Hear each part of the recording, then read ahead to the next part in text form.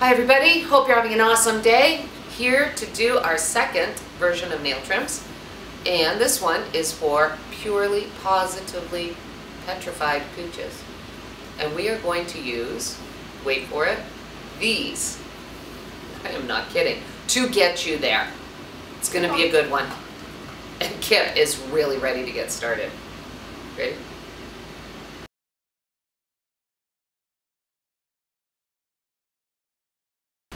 Problem nail trims. Let's talk a little bit about why people struggle so badly with them. And it comes down to these.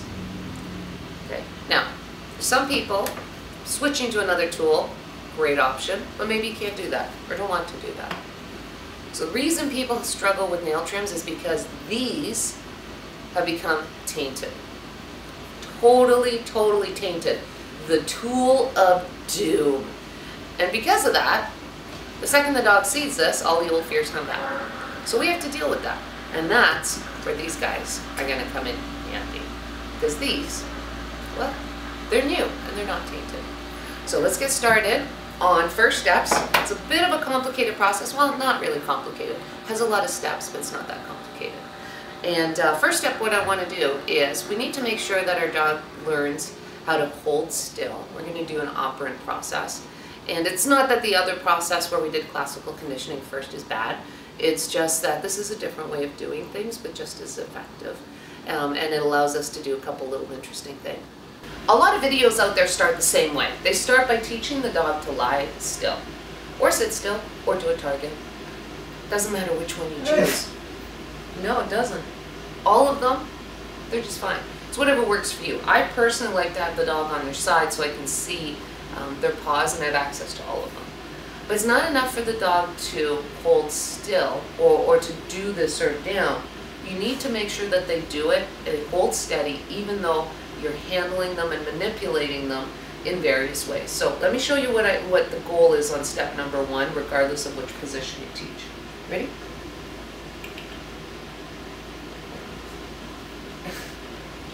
So I have him on his side. I need to make sure that I can come in and touch him and that he trusts me. So I'm going to condition him to make sure that he's okay with that. Let me start with the shoulders. Yes. I don't want him staying there for a good 10 seconds. If he's comfortable with that, I might start coming down towards his leg. Yes. And I want to work all the way down on all his legs. Yes. Until I can hold his paw and he trusts that nothing bad's going to happen. Okay? So I can hold his paw. And then here's one of the first sticking parts that people get stuck on. When you cut nails, usually people come in and they separate out the nail and they pinch it. Your dog has to be able to hold still while you're holding them like this. A lot of dogs feel this and they're like, oh, you didn't. It's like, yeah, did, yes. Okay, but in baby steps. Okay, they're not going to do all 10 seconds right away. Start from the easy part, work towards the hard part. That's step number one. And once we get there, then we move on to the tools. You've invested a lot of time in teaching your dog to lie on their side or to hold steady. So it seems counterproductive to ask your dog to lie on their side and then you bring out the tool of doom, right? Because remember, Pavlov's always on your shoulder. Just because you have cookies in the mix doesn't mean you're creating a positive association. What you can also be doing is teaching the dog that when you lie on the side, I'm going to come and bring the nasty stuff out. That's not to your advantage. It's not to the dog's advantage. Set these aside. It's too soon. Instead, what we're going to do is we're going to pick these up and go through that entire handling exercise again. So I have my shears. They're weird. They're going to be a conditioning magnet. I'm going to come in. I'm going to handle the dog. Kiss. This is Kip. Until he's thrilled to see these and he learns to lie steady for it. A whole bunch of things are happening, except this time, instead of putting a negative association after this behavior, I'm teaching them that this means you get to play your fun game. And I'm going to work it until I can pinch the nail, handle the nail, and I've got nice and steady. Yes. And you know what? I'm not tripping him up on the fear yet. However, don't be tempted to go to the tool of doom yet. Once you get through this on all 4 paws, we got a few more steps to do. Once you've gone through those, your next step is to find something that's similar to this, but in between these, right? Because that's a pretty big jump.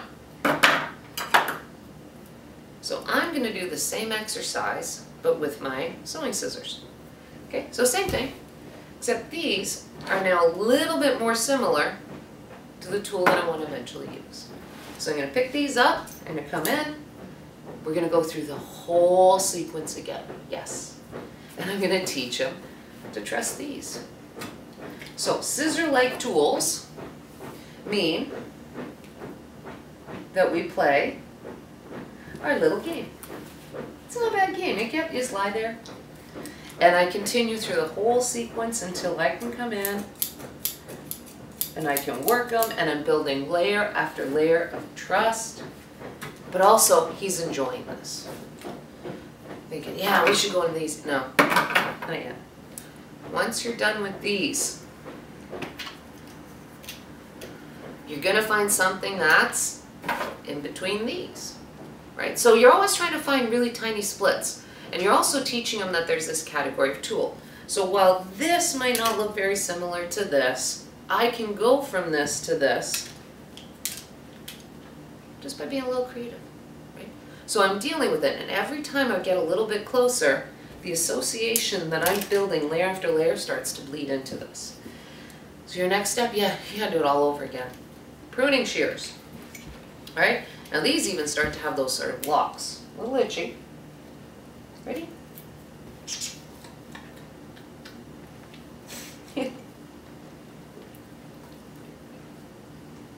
Okay, that'll do. Alrighty. So these are one step closer. We're starting to look more similar. Even have a lock in there. The better you split things, the more, well, there's 2 things that are going on. One is, every single time I go through this process, I'm building another layer of positive associations into a category of tools. And that association is going to bleed into this. Right? The other thing I'm doing is I'm building trust in the handling and in the process. So every single repetition is working towards making a transition, so this isn't going to be the tool of doom when you get to it. So yeah, pruning shears, now you get to go through, and now your dog sees you starting to do this, right? Remember, I'm locking. So I'm going to get him up. He sees the tool. Come in, start touching. Yes. And you do the whole sequence again.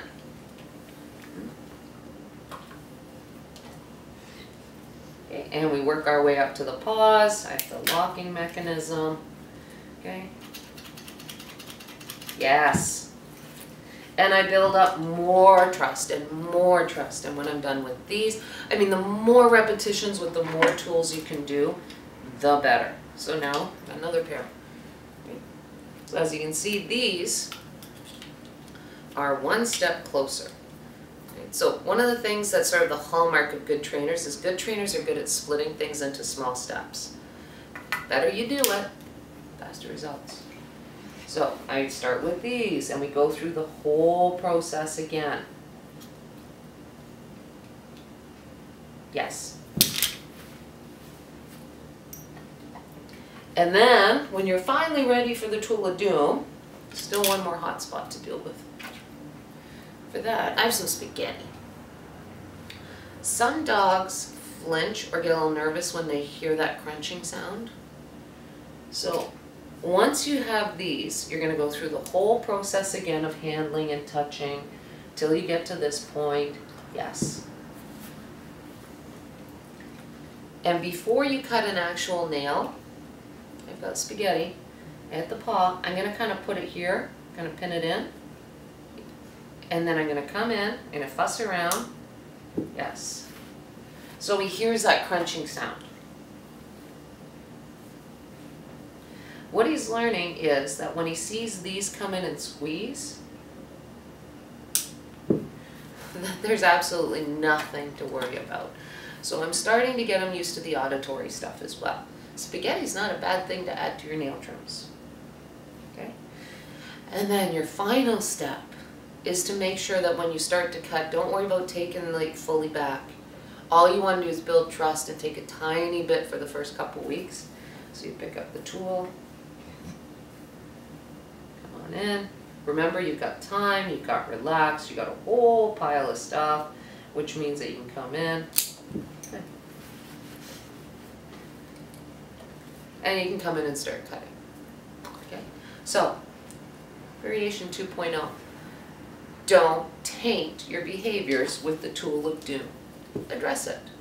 And with that, you can address, well, even the most severe fears. And all it takes is some creative splitting. Some final concluding thoughts before we kind of wrap this up. Good trainers are good splitters. The smaller the steps, the more positive repetitions, the more times you can push the positive association into this, and this, and this, and this, the easier your transition will be to this, right? So don't minimize or don't rush through the process. If your dog has already had nails buggered up, really slow and steady is the way to go, and make sure they're rock solid before you go to the next step. It's not something to rush and muck up a second time. And if your dog is afraid of large objects, some dogs are afraid of sticks or hammers or tools, you don't have to go from big to small. You can also go from small to big. So maybe infant nail clippers or tweezers, and gradually work towards your nail clippers. The main takeaway is to remember that it's up to us to look at things and say, where do I have and where do I want to be, and how can I divide that into steps where the dog isn't really even noticing that we're shifting their behavior to where we want it to go. So anyway, I look forward to seeing how creative people get with their splits, how they break things down, how they start to work through things. Later on, hopefully, we'll be doing some more videos and tutorials where we start teaching some of that stationary stuff, the steady, because man, that makes life so much easier. I love that exercise. And anyway, like, share, follow, share, okay? And show me your success videos. I love seeing your success videos. Thanks, and have an awesome day.